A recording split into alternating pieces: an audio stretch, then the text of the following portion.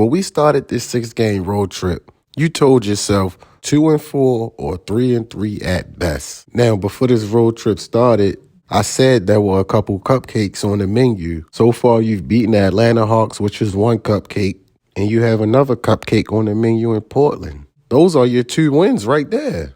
You had a successful road trip. Now, 3-3 at best if you can steal a game. If you can steal either this game versus the Kings or the last game of the trip versus Phoenix, then 3-3, that would be a huge victory. When Haliburton come back, whew. Before the Siakam trade, the Indiana Pacers were the only current Eastern Conference playoff team with one 20-plus point per game score. That would have been exposed come postseason.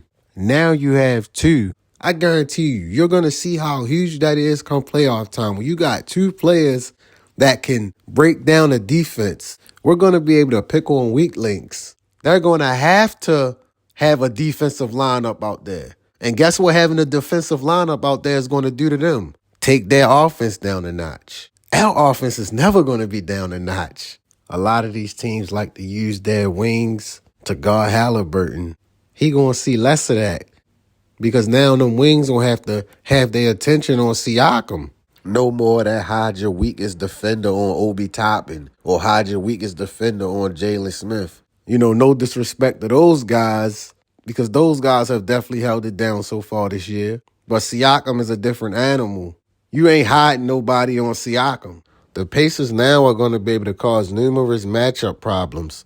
A lot of teams are going to try to have their best post defender on Siakam. Siakam can easily take that same guy to the perimeter and break him down. Not all good post defenders can defend the perimeter. Or let's say Miles Turner has a matchup that he likes, because teams are going to try to hide their small ball 4 or whatever on Miles Turner. Miles has done a better job, of taking advantage of smaller defenders. He's going to get a lot more of that with Siakam. I'm looking at on defense. Let's be real. We got a respectable guy that can guard those top wings. The Milwaukee Bucks are shaking right now, and they're praying they don't see us in the playoffs. We whipped their ass before Siakam.